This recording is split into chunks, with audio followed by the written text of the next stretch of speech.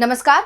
दिन भर की बड़ी खबरों में आपका स्वागत है। मैं हूं आपके साथ अंशिता। आज इस बुलेटिन में बात होगी भारत और पाकिस्तान में तनाव के बीच तेज हुई सियासत की, हाईकोर्ट के आदेश पर बीजेपी के मंत्री पर दर्ज एफआईआर की। देखेंगे हाईकोर्ट में कैसे राहुल गांधी से हारी बीजेपी, तुर्की और चीन के खिलाफ भारत ने उठाए क्या कदम, जानेंगे चुनाव आयुक्तों की नियुक्ति पर कोर्ट में हुई सुनवाई को, और बुलेटिन के आखिर में देखेंगे जाने माने कार्टूनिस्ट इरफान की किस खबर पर पड़ी तिरछी नजर। लेकिन दिन भर की तमाम बड़ी खबरों से पहले एक नजर आज की सुर्खियों पर। अमेरिकी राष्ट्रपति के दावे पर घिरी मोदी सरकार, कांग्रेस बोली अमेरिकी पापा ने वार रुकवा दी क्या। डोनाल्ड ट्रंप ने सऊदी अरब की जमीन से दोहराया भारत पाक सीज फायर में मध्यस्थता का दावा। पंजाब और हरियाणा में पानी विवाद को लेकर पंजाब हरियाणा हाईकोर्ट में ही सुनवाई। कोर्ट ने हरियाणा के साथ साथ केंद्र सरकार को भेजा नोटिस, बीबीएमबी के चेयरमैन के बदले स्टैंड पर भी मांगा जवाब। भारी पड़ा पाकिस्तान से प्यार, तुर्की पर हो गई ट्रेड स्ट्राइक, उदयपुर में मार्वल तो पुणे में सेब का बायकॉट। हरे निशान पर बंद हुआ शेयर बाजार, 182 अंकों की तेजी के साथ 81,330 पर बंद हुआ सेंसेक्स, वहीं 88 अंकों के उछाल के साथ 24,666 पर बंद हुआ निफ्टी। ये तो थी सुर्खियां, अब बात आज की सबसे बड़ी खबर की। भारत और पाकिस्तान के बीच 10 मई को सीज फायर हुआ, लेकिन तनातनी अभी भी बनी हुई है। भारत की तरफ से साफ कर दिया गया है कि आतंकी हमला हुआ तो उसे युद्ध माना जाएगा। तो पाकिस्तान सिंधु जल समझौते को लेकर तीखे बयान दे रहा है, और इस बीच 4 दिन तक चली लड़ाई को लेकर भारत में सियासत भी तेज हो गई है। देखिए रिपोर्ट। भारत और पाकिस्तान के बीच सीज फायर के बाद भी तनातनी कम नहीं हो रही है। दोनों ही देशों की तरफ से अब दूतावास कर्मचारियों को निकालने का काम शुरू हो गया है। पहले भारत ने पाकिस्तानी दूतावास के एक कर्मचारी को जासूसी के आरोप में निकाला, तो पाकिस्तान ने भी एक भारतीय राजनयिक को निकाल दिया। राजनयिकों को निकालने के अलावा दोनों ही देशों ने अपने अपने जवानों की भी अदला बदली की। पाकिस्तान ने 23 अप्रैल को गलती से सीमा पार करने वाले बीएसएफ कांस्टेबल पूनम शॉ को फिरोजपुर सेक्टर से हिरासत में ले लिया था, जिन्हें अब रिहा कर दिया गया है। शॉ पश्चिम बंगाल के हुगली जिले के रिशरा के रहने वाले हैं। उन्हें जांच के लिए अस्पताल में भर्ती कराया गया है। शॉ के बदले में भारत ने भी पाकिस्तान के एक रेंजर्स को रिहा कर दिया। इस बीच पाकिस्तान के साथ 4 दिन तक चली लड़ाई को लेकर सीडीएस जनरल अनिल चौहान, सेना प्रमुख general Upendra Dwivedi, air chief marshal AP Singh और नौसेना प्रमुख एडमिरल दिनेश के त्रिपाठी ने राष्ट्रपति से मुलाकात की और उन्हें इस ऑपरेशन की पूरी जानकारी दी। वैसे इंडियन आर्मी पहले ही ये बता चुकी है कि उसने पाकिस्तान को कितनी करारी चोट दी थी। भारत ने ऑपरेशन सिंदूर के तहत पाकिस्तान के कई एयरवेज तबाह किए थे, और अब भारत के दावे पर निजी कंपनी मैक्सार ने भी मोहर लगा दी है। उसने इन तबाह एयरवेज की सैटेलाइट तस्वीरें जारी की हैं। इसमें सरगोधा, नूर खान, भोलारी और सुकूर एयरवेज शामिल हैं। फोटोज में साफ देखा जा सकता है कि हमले के पहले और बाद में वहां जबरदस्त तबाही दिख रही है।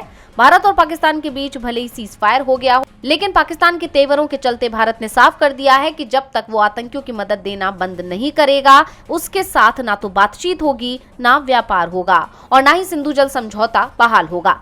तो दूसरी तरफ पाकिस्तान के तेवर बता रहे हैं कि वो सुधरने वाला नहीं है। पाकिस्तान ने भारत से सिंधु जल समझौता बहाल करने की मांग की है, लेकिन कराची में आतंकी संगठनों ने बड़ी रैली निकालकर भारत के खिलाफ तीखी बयानबाजी की है। इस रैली में लश्कर ए तैयबा और अहले सुन्नत बल जमात शामिल थे।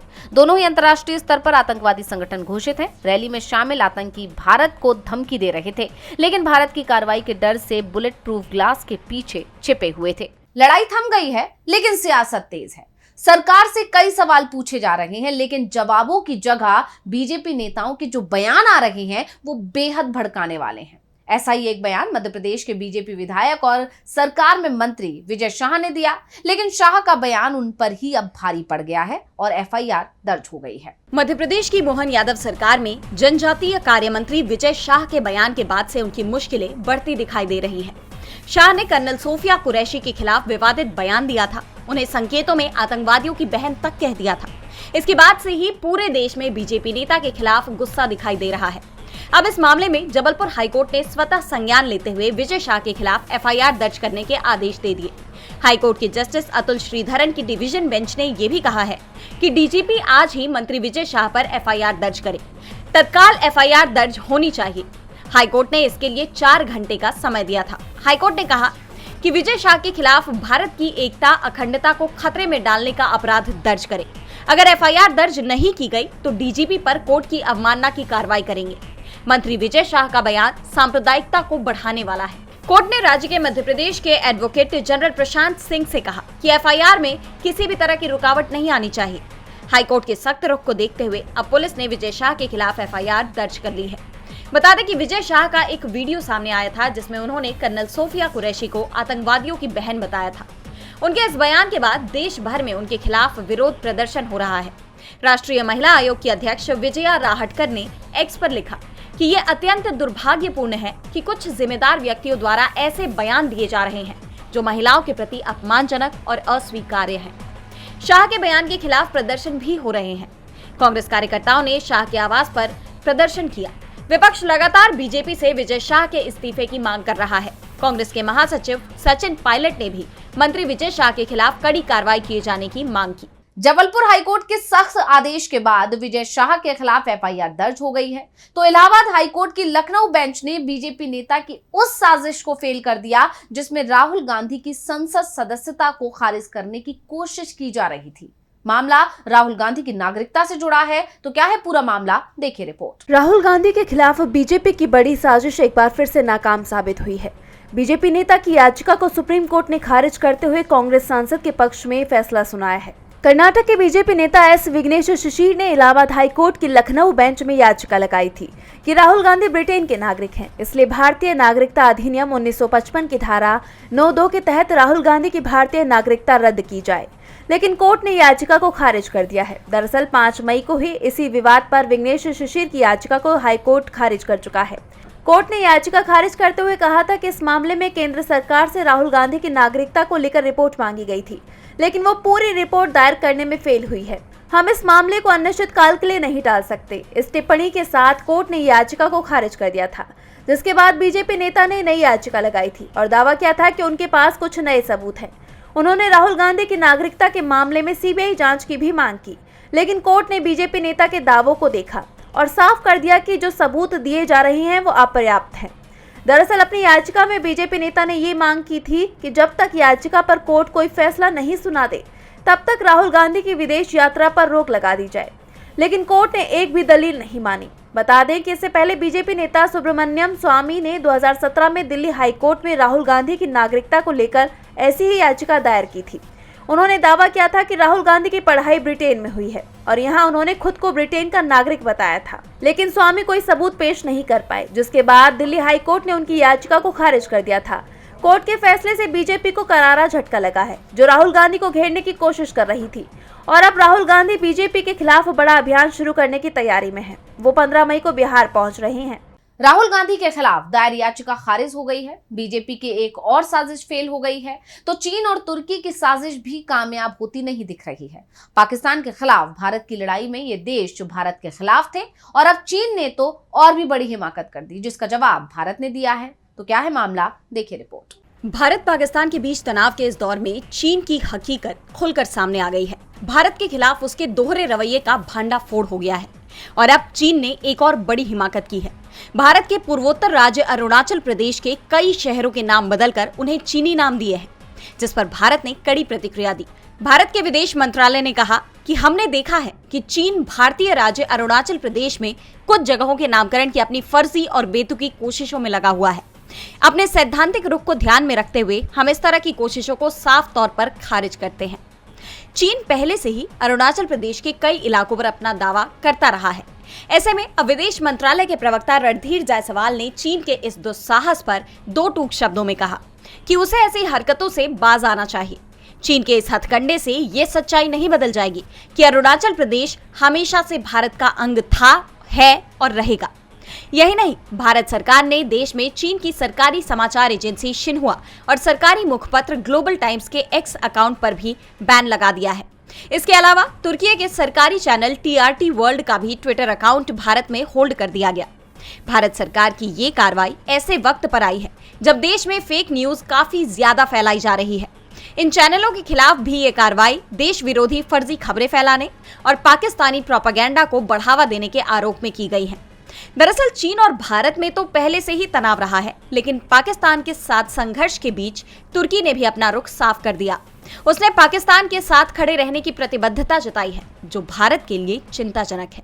चीन और तुर्की के खिलाफ भारत ने डिजिटल स्ट्राइक की है। भारत ने अपना फैसला इन दोनों देशों को सुना दिया, तो दूसरी तरफ सुप्रीम कोर्ट में चुनाव आयुक्त और मुख्य चुनाव आयुक्तों की नियुक्ति के मामले में सुनवाई हुई। तो क्या हुआ सुनवाई में, देखेंगे रिपोर्ट में। मुख्य चुनाव आयुक्त की नियुक्ति वाले मामले में एक बार फिर सुप्रीम कोर्ट में होने वाली सुनवाई को अगले सप्ताह के लिए टाल दिया गया। नए कानून के तहत मुख्य चुनाव आयुक्त और चुनाव आयुक्तों की नियुक्ति को चुनौती देने वाली याचिकाओं पर अब सुप्रीम कोर्ट अगले सप्ताह सुनवाई करेगा।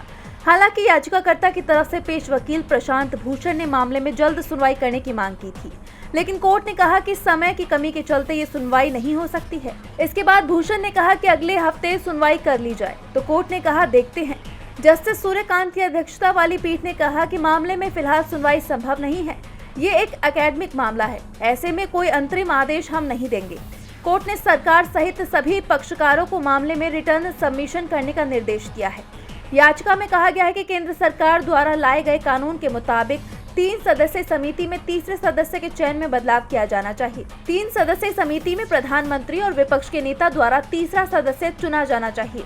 नए कानून के मुताबिक तीसरे सदस्य के तौर पर केंद्रीय मंत्री के होने से मुख्य चुनाव आयुक्त और चुनाव आयुक्तों की नियुक्ति में पारदर्शिता नहीं लाई जा सकती। ऐसे में अदालत इस पहलू की समीक्षा करे। मामले में जल्द सुनवाई की मांग लगातार हो रही है, लेकिन सुनवाई हो नहीं पा रही है और अब मामले में सुनवाई अगले सप्ताह होगी।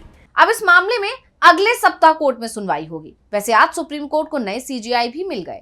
जस्टिस संजीव खन्ना 13 मई को सीजेआई पद से रिटायर हुए थे। इसके बाद 14 मई को सुबह जस्टिस BR गवई को राष्ट्रपति द्रौपदी मुर्मू ने सीजेआई पद की शपथ दिलाई। देखिए रिपोर्ट। जस्टिस BR गवई ने भारत के 52वें सीजेआई के तौर पे शपथ ले ली। राष्ट्रपति द्रौपदी मुर्मू ने उन्हें राष्ट्रपति भवन में शपथ दिलाई। गवई देश के दूसरे दलित और पहले बौद्ध सीजेआई हैं। उनके पहले सीजेआई संजीव खन्ना का कार्यकाल 13 मई 2025 को खत्म हुआ था और सीनियरिटी लिस्ट में जस्टिस गवई का नाम सबसे ऊपर होने की वजह से उनकी ये नियुक्ति की गई है। उनका कार्यकाल 6 महीने का होगा, जो 23 नवंबर 2025 को समाप्त होगा। जस्टिस गवई का जन्म 24 नवंबर 1960 को महाराष्ट्र के अमरावती में हुआ था। उन्होंने 1985 में कानूनी करियर शुरू किया और 1987 में बॉम्बे हाई कोर्ट में वकालत की। 2003 में वो बॉम्बे हाई कोर्ट के जज बने और 2019 में सुप्रीम कोर्ट के जज नियुक्त हुए। जस्टिस गवई कई बड़े फैसलों का हिस्सा रहे, जैसे नोटबंदी को सही ठहराना, चुनावी बॉन्ड योजना को असंवैधानिक घोषित करना और अनुच्छेद 370 हटाने का समर्थन करना। हाल ही में उन्होंने रिटायरमेंट के बाद कोई पद न लेने की भी बात कही। जस्टिस गवई का कहना है कि वो डॉक्टर BR अम्बेडकर के कारण ही इस मुकाम पर हैं। गवई के बाद जस्टिस सूर्यकांत अगले सीजेआई बन सकते हैं। नए सीजेआई जस्टिस गवई बड़े मामलों पर फैसले सुनाएंगे। इसके साथ ही एक और मामला उनके सामने है, जस्टिस यशवंत वर्मा का, जिन पर लगे आरोपों को सुप्रीम कोर्ट की तरफ से बनाई गई जांच कमेटी ने सही पाया है और अब जस्टिस वर्मा पर FIR को लेकर सीजेआई गवई की बेंच बड़ा फैसला कर सकती है। देखिए रिपोर्ट। इलाहाबाद हाईकोर्ट के जज जस्टिस यशवंत वर्मा की मुश्किलें बढ़ती नजर आ रही हैं। दिल्ली हाईकोर्ट के जज रहते हुए उनके घर पर बरामद की गई नकदी विवाद पर कोर्ट की इन हाउस जांच समिति ने आरोपों को सही पाया है। इसके बाद वकील मैथ्यू नेदुम्परा और 3 अन्य लोगों ने सुप्रीम कोर्ट में याचिका दायर कर जस्टिस वर्मा के खिलाफ FIR दर्ज करने की मांग की है। याचिकाकर्ताओं का कहना है कि जांच पूरी हो चुकी है, इसलिए अब आपराधिक कार्रवाई में देरी नहीं होनी चाहिए। पूर्व सीजेआई संजीव खन्ना ने जस्टिस वर्मा से इस्तीफा देने को कहा था, लेकिन उन्होंने इनकार कर दिया था। इसके बाद पूर्व सीजेआई खन्ना ने राष्ट्रपति द्रौपदी मुर्मू और प्रधानमंत्री नरेंद्र मोदी को चिट्ठी लिखकर मामले की जानकारी दी थी। हालांकि सुप्रीम कोर्ट ने बुधवार को इस याचिका पर तत्काल सुनवाई से इनकार कर दिया।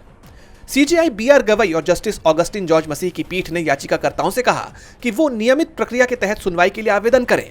कोर्ट ने साफ किया कि अब तत्काल सुनवाई के लिए मौखिक अनुरोध स्वीकार नहीं किए जाएंगे। इसके लिए पहले सुप्रीम कोर्ट की रजिस्ट्री में ईमेल के जरिए आवेदन करना होगा। याचिकाकर्ताओं का दावा है कि इन हाउस जांच में जस्टिस वर्मा के खिलाफ नकदी बरामदगी के आरोप प्रथम दृष्टया सही पाए गए हैं। उनका कहना है कि केवल आंतरिक अनुशासनात्मक कार्रवाई काफी नहीं है, बल्कि अब आपराधिक जांच शुरू होनी चाहिए।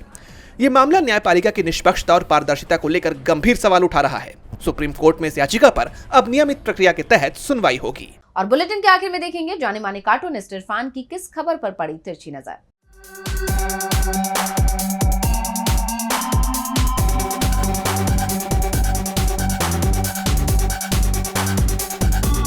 सेना की मुस्लिम अफसर सोफिया के ऊपर एक विवादास्पद टिप्पणी मध्य प्रदेश के मंत्री विजय शाह ने की, जिसको लेकर के काफ़ी हंगामा मच गया, क्योंकि उनकी टिप्पणी ही कुछ इस तरह की थी जिसमें धर्म को लेकर के बल्कि ये कहा गया कि वो आतंकवादियों की बहन है।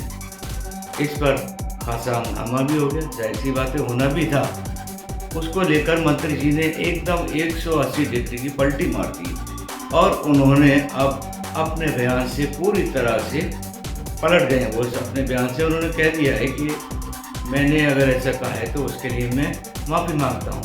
लेकिन इस पर हाई कोर्ट ने आज, जबलपुर हाई कोर्ट ने संज्ञान लेकर के और इसके ऊपर उनके ऊपर FIR करने के तुरंत ही आदेश दिए हैं। लेकिन हैरत की बात यह है कि उन्हें ना तो अभी तक उनके मंत्री पद से हटाया गया और ना ही पार्टी की तरफ से उनको कोई भी ऐसी कार्रवाई का सामना करना पड़ा है। कह सकते हैं कि जिनके लिए जय जवान और जय किसान ना हो, सिर्फ हिंदू और मुसलमान हो, उनसे क्या उम्मीद की जा सकती है।